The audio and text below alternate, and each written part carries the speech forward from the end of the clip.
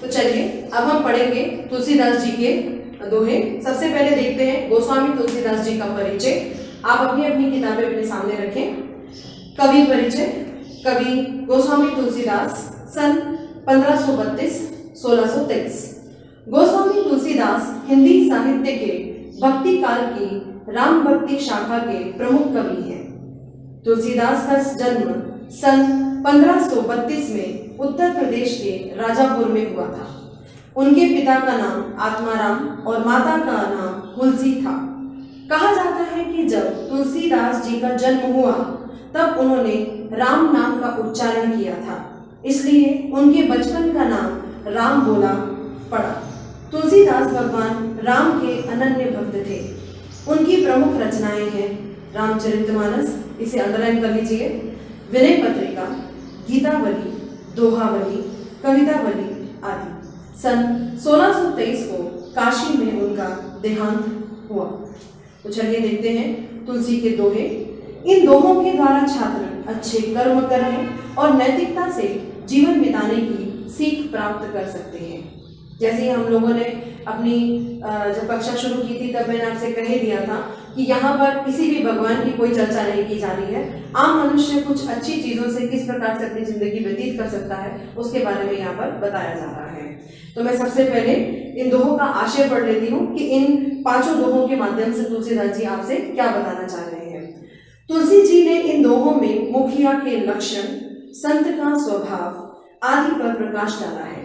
साथ ही उन्होंने दया, धर्म का महत्व, अभिमान, त्याग, विवेक युक्त व्यवहार, राम पर विश्वास, राम नाम जाप इत्यादि का बखान करते हुए सुझाव दिया है कि इंसान को नीति युक्त जीवन बिताना चाहिए। नीति का अर्थ क्या होता है, क्या बता सकते हैं? नीति किसे कहते हैं? क्या है नीति? क्यों चाहिए हमें नीति? नीति बल्कि हमें जो हमारे जीवन में कुछ रूल्स बनाए जाते हैं हमें उनको फॉलो करना बहुत ज़रूरी है। यदि आप अपनी नीति बनाई हुई नीतियों पर नहीं चलते हैं, अगर आप कोई एम नहीं रखते हैं और ऐसे ही चलते जाएंगे तो एक डेड एंड कभी भी नज़र नहीं आता। और अगर नज़र आ भी गया तो हमें ये नहीं समझ में आता कि जिस तरह से गाड़ी की स्पीड बहुत तेज़ है, फुल स्पीड में बच्चे गाड़ी चला रहे हैं और हमको ये मालूम नहीं है कि ब्रेक ठीक से लगने वाली है या नहीं लगने वाली है। लग गई तो हम बच जाएंगे, नहीं लगी तो कहीं ना कहीं जाकर टकरा ही जाते हैं। वैसे ही नीति हमें हमारे जीवन में सिखाती है कि कहाँ पर किस प्रकार से किस लोगों से कैसे व्यवहार करना चाहिए, कैसे हमारे लक्षण होने चाहिए, हमारा स्वभाव किस प्रकार का होना चाहिए इत्यादि। तो चलिए सबसे पहले मैं पहला दोहा पढ़ती हूँ। मुखिया मुख सो चाहिए, खान पान को एक, पाले पोसे सकल अंग, तुलसी सहित विवेक। यहाँ पर मुखिया मतलब द हेड। सबके पास एक हेड ऑफ द फैमिली होता है। किसी के पास फादर होगा, किसी के पास मदर होगा, किसी के पास दोनों होंगे। अब 2 हेड ऑफ द फैमिली नहीं हो सकते, लेकिन हम लोग कंसिडर करते हैं हमारी सोसाइटी में, हमारे समाज में कि father is the head of the family. ठीक है, अगर हमारा हेड ही गलती करेगा तो हम भी उन्हीं के पीछे पीछे चल पड़ेंगे। जैसे आपको स्कूल में भी बताया जाता है, घर में भी बताया जाता है कि बच्चा जो होता है, छोटा बच्चा, वो बड़ों को देखकर सीखता है। ये क्यों कहा जाता है? क्योंकि यू आर द हेड। आप जो करेंगे बच्चे आपको ही देखकर करते जाएंगे। अगर आपको याद होगा तो बचपन में कभी परछाई पकड़ने की कोशिश की होगी। परछाई जैसे शैडो, आप कभी उसको पकड़ के ऐसे ऐसे करके चल रहे होंगे। क्या मिला? अपनी ही परछाई को पकड़ पाए? नहीं पकड़ पाए। उसको सोचा कभी इसको साइड में रखते हैं, आज मैं चलूंगा, कल परछाई को लेके चलूंगा। ऐसा नहीं हो सकता दोस्तों। इसलिए जिस प्रकार से हमारी परछाई हमारा पीछा नहीं छोड़ती, हमारे साथ चलती है, वैसे ही हमारे कर्म, हमारी अच्छी चीज़ें हमारा पीछा कभी नहीं छोड़ते। वो हमेशा हमारे साथ साथ चलते हैं। तो हमारे साथ ही चलेंगे, कहाँ तक चलेंगे वो हमारी मर्जी है कि हम उसको किस प्रकार से सामने दिखाते हैं।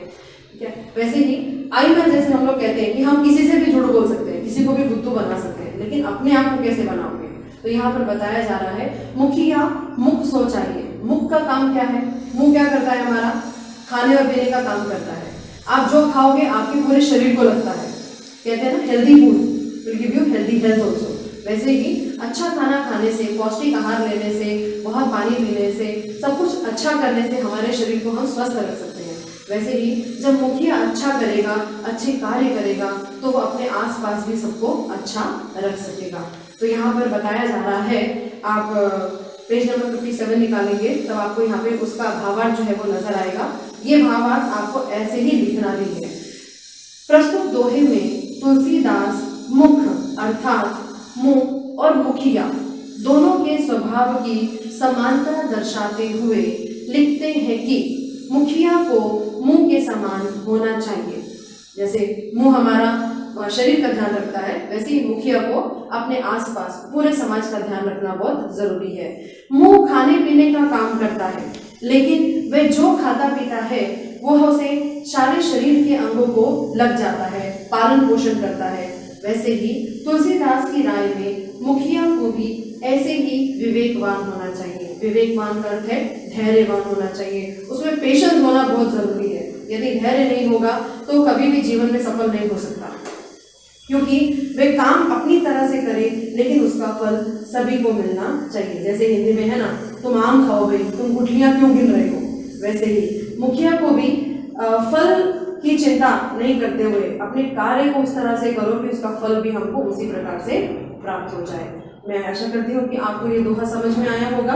आपको ये दोहा अपनी कॉपी में लिखना है सबसे पहले। उसके बाद ये जो भावार्थ आपको 57 पेज पर दिया है, इसे वहाँ पर उसी के नीचे लिखना है। अब ये किस तरीके से लिखना है ये मैं आपको बता रही हूँ।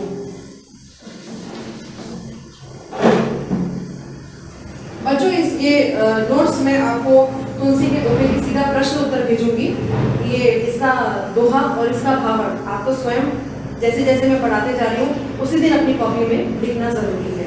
तो देख लीजिए, पहला दोहा आप लिखेंगे, उसके बाद जब आप इसका भावार्थ लिखेंगे तो आपको क्या लिखना है। सबसे पहले आप लिखेंगे प्रसन्न। कुछ याद आया? हम क्या लिखते हैं प्रसन्न में? प्रसन्न में यहाँ लिखा जाता है कि निम्नलिखित दोहा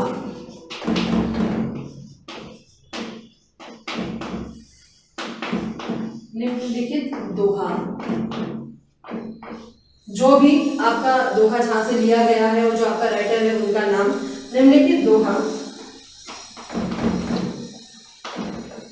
गोस्वामी तुलसी दास जी द्वारा लिखित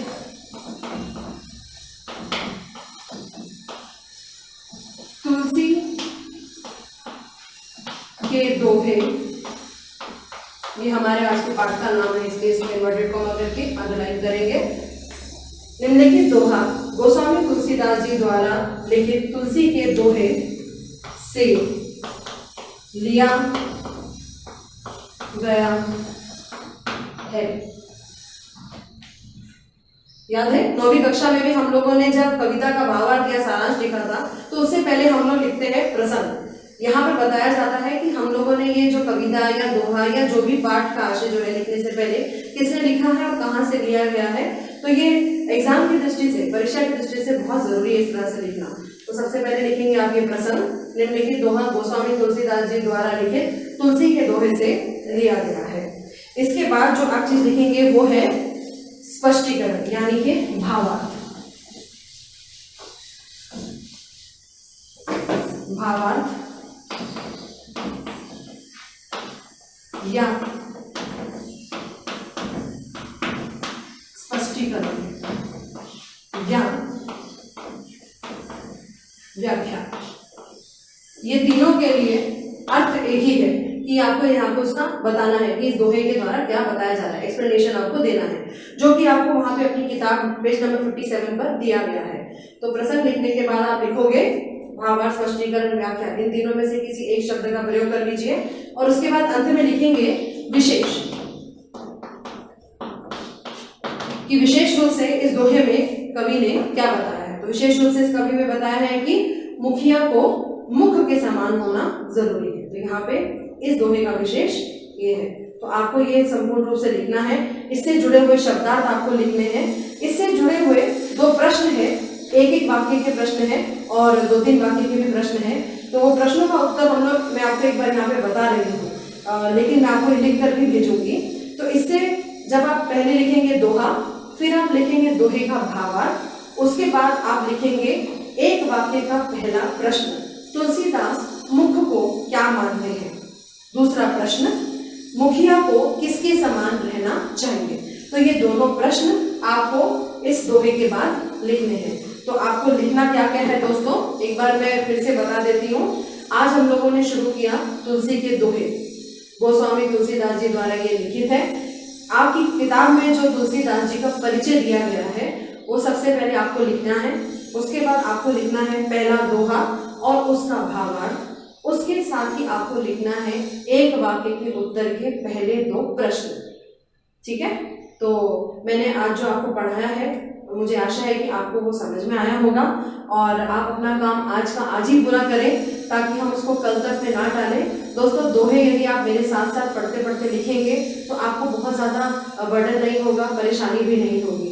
इसलिए आपसे विनती है कि आप अपना काम आज ही खत्म कर लें। स्वस्थ रहें, खुश रहें। बहुत बहुत धन्यवाद।